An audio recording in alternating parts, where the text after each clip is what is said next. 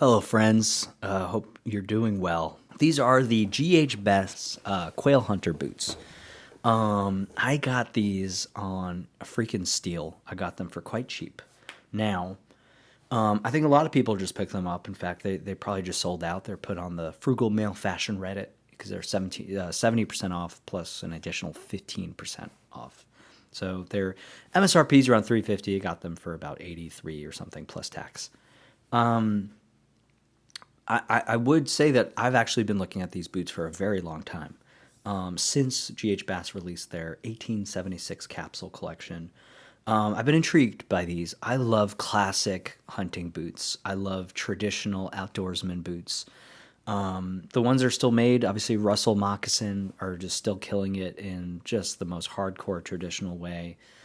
Filson has still been making their upland boots up until about a year or two ago. They'll probably come back, but I own a pair of the Filson upland boots. Goki still makes just wonderful kind of upland hunter style moccasin boot as well. And then Quaddy kind of they don't quite make the what you'd call like an upland bird hunting boot, but they do make really nice kind of moccasin boots that you could wear hunting. Same goes for Rancourt, and Easy Mock does make a pretty interesting kind of upland style boot that I actually own, and I'll do a review of those someday. But as far as the real traditional companies like Browning, Field and Stream used to do a line. I mean, the famous Red Wing moccasin boot started off as a hunting boot. It started off as an upland moccasin hunting boot. I have a soft spot for that style, that era of just outdoorsmen wearing, a lot of like kind of East Coast, Northwest, woods, with the really beautiful hunting coats and the plaids and the canvas and whatnot. It's my new. I just got back from Wisconsin. This is what I used for unboxing, but it's a trout knife. Nice, kind of fillet knife made by Baron's Son. Great old school American company. Anyway, but yeah, so I love this style of boot. I've got a soft spot for them. And okay, they've got. We'll get into the boots in just a second, but GH Bass, they've been around since 1876, as this capsule collection is named after them. And in the early 1920s, they were extremely popular. They were known for making a pretty similar looking boot. They were called featherweight boots, and basically they were just like, we're going to make your boot really well, and we're going to make them really, really light. So when you're out there in the woods and you're trekking for a long time, especially if you're bird hunting, you're going through a lot of tall brush and swamps and cattails, and you need a tall boot, and a light boot is pretty nice. So that's what they're known for. They're incredibly popular. Over the years, of course, eventually I imagine around the 1980s, they sold out and were sold to another company and then another company, and now they're kind of a faint echo of what they once were, right? They're just kind of making mass-produced. They make their Weegens, their classic loafers that still look great, and some of them are still made with pretty decent materials, but they're all made in El Salvador, South America, and overseas elsewhere. These are hand sewn in El Salvador. I think they even say they're hand sewn in South America or something, or Central America. They're hand sewn in Central America. It's like, or they're made in Central America, which they are. But it feels a little bit of like, okay, you're trying to like pretend you're still made in America, but you're not. You import everything. You've offshored your production. So this is a boot with a crap ton of history in it. Now, this isn't the first time they've done like a heritage collection or a capsule collection. They've had their Quail Hunter boots. You can find them certainly in the Japanese market and overseas. They've had them for a number of years. They made a few other like kind of upland style moccasin boots with decent leathers that are Goodyear welted with a nice kind of luggy sole. They've made a bunch of those iterations certainly over the last few years, and the MSRP is always kind of ridiculous, but if you can get them on sale, that's actually a pretty great value. Right now there's actually a few really nice kind of luggy GH Bass moccasin boots at like Nordstrom Rack and Marshalls for like $50.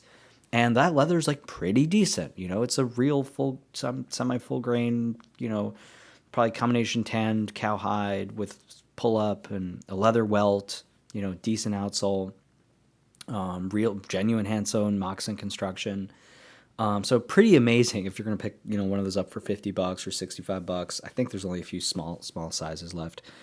But this is sort of the bittersweet blessing of a company like this, where they will put their stuff on a crazy discount because frankly they're making in South America. It's just their kind of limited edition lines. They could still, so that they could kind of project that they're still making their traditional stuff. But these smaller collections are, they're most of their modern day customers probably don't care about them. They have a really nice hiking boot, like kind of an alpine hiking boot. That's pretty cool. Let's start talking about these boots. These have a leather storm welt, which might be my favorite part of this boot.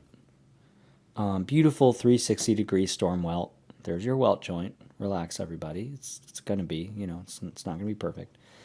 I like their Vibram outsole. It's kind of a Vibram lug sole, but they're doing kind of what Danner tends to do. Rose Anvil did it with the ND3s and Nix boots. So they've got the harder rubber outsole and then the sort of like softer foam midsole. It makes them lighter. It's kind of ugly.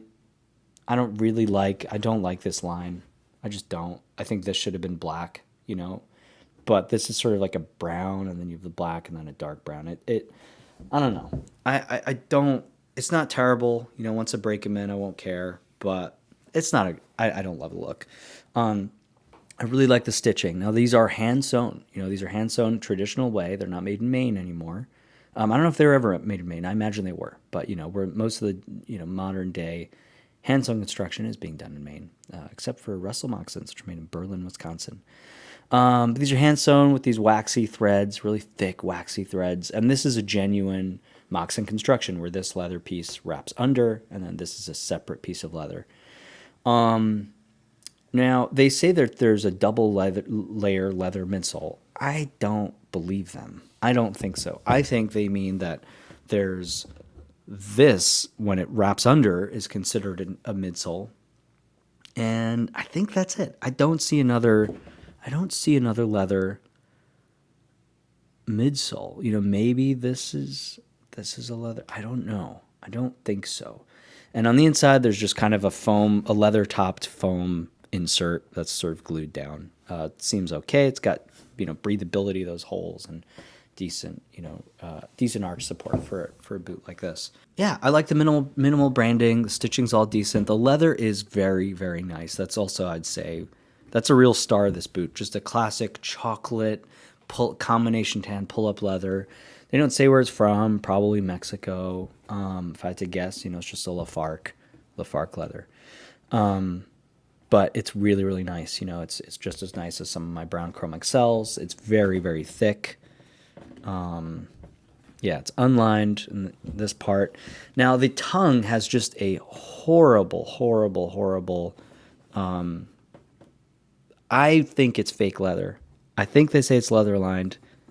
This ain't leather, buddy. I mean, it's the driest, crummiest black glove lining leather, if it is leather. I don't think it is. That's another thing when you have a company like this. Like, who's actually, who's at the helm? Is it a boot enthusiast who actually knows how these things are made, or someone who really knows how to, how these were traditionally made, or is it just some hedge fund guy who's just it's all a marketing ploy and just trying to make numbers. It's so like I think like you can't fully trust the specs of these of what they say about these boots. They do have a leather storm welt. They've got a really nice leather upper. They do have a Vibram outsole. Great. Like that's a great boot, and in my case got them for less than $100, pretty much $90 with tax. That's a steal. That's an amazing boot.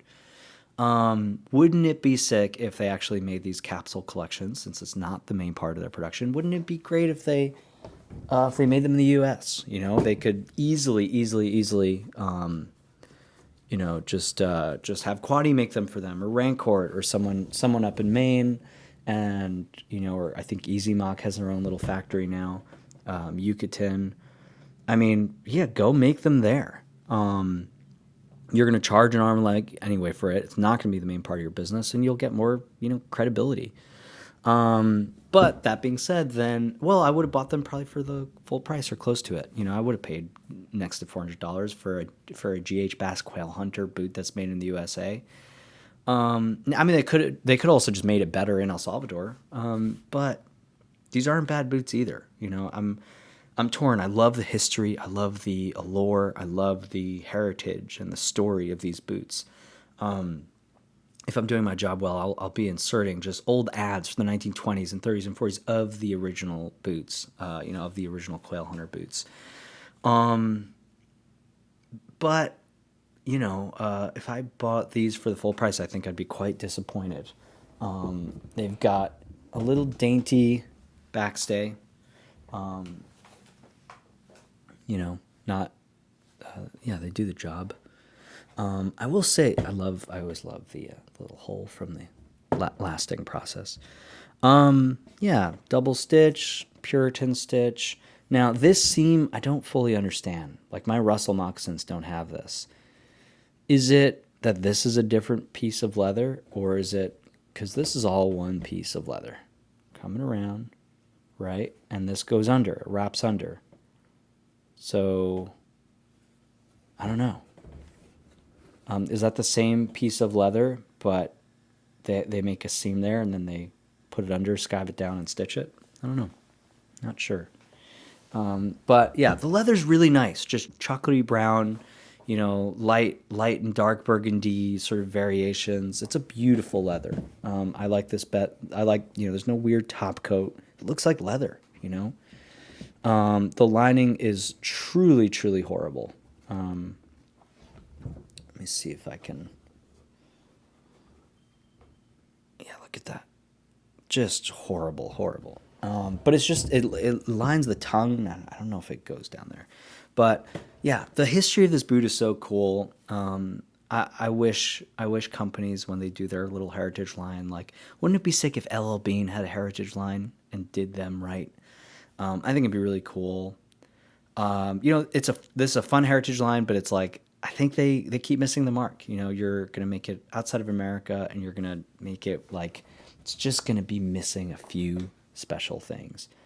But all that being said, if I didn't own any boots and I was like, I'm going to get me an upland moccasin hunting boot, and I found these for $100, or let's say even $300. Okay, let's go next to their full price. $350 is kind of crazy, but let's say they have their 15 or 25% off sales, quite a bit. So it's $300. And then, $350 minus 15% or whatever. This is a great boot. It will serve you. It's still a very, very, very decent boot.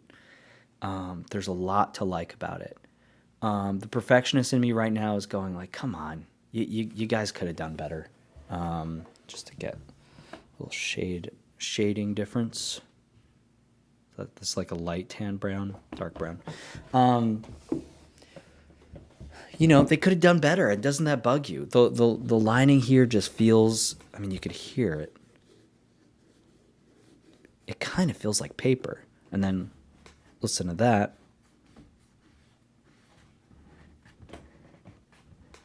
Let me do the smell test. Yeah, smells like leather and glue. Very good. Pull loop is nice. Oh, do they have that? They have that lining on this too. Maybe it is leather, but if it is, it's, my God, is it a trash leather? That's called glue. Beautiful boot, very nice boot. I'll insert just some like kind of to understand just the vibe that these give off, or the vibe that they can. Now these are very easy to dress them down. You just wear them with a pair of jeans and t-shirt or button down or whatever. You'll be fine. But if you do want to like lean a little bit more, hopefully without wearing a freaking costume, but leaning a little bit more into the heritage of these boots, you throw in a nice like canvas barn coat, perhaps a flannel. That's like a really beautiful way to like appreciate just that kind of New England heritage rugged outdoorsman, Field and Stringy magazine, and there's just such a beauty to that era in the American outdoorsman. It was really the time when hunting became more popular and conservation became more popular, and we started realizing like, oh, we can't just have a free-for-all, and we all came up with hunting regulations and fish and game, and hunting tags, and the conservation story in America is pretty special, in the sense that wildlife belongs to all of us and not just the wealthy like it does in, say, England. So there's a lot of history to these boots, and they did good. They didn't do great. They did okay. I'll enjoy the heck out of these. I'll try to just keep them around and remind myself that they cost less than $100, and just beat them up. See what they can take.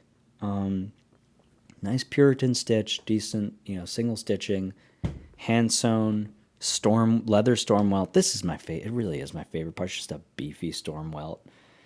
And then, nice brown Vibram lug sole. This bothers me, but yeah, I'll wear the heck out of them, have them resoled. I mean, wouldn't this look just amazing on like a Dr. Sole, like a green Dr. Sole, half sole, super grip, Dr. Sole super grip. Anyway, so I don't know. I mean, we'll ever actually put that kind of money into these boots? If I'm being honest, probably not actually. I'd rather have my vintage Russell moccasins resold eventually. But they're cool. It's a very, very, very nice boot, and the history is amazing. So I hope that Bass,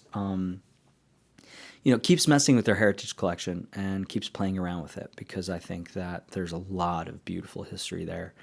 And my God, if they came out with a line of, hand welted traditional boots that were made in America, that'd be pretty cool. That'd be pretty great. I know Field and Stream is coming back with a traditional moccasin boot. So you could see those in Kevin's Outfitters out of Georgia. They've got like a draft of them. They're not actually available yet, but that's pretty intriguing. But then Goki boots, man, they're always like, you could always sign up for the email list, get 15% off. So, if you want, and obviously Russell Mock, but those are just so freaking expensive.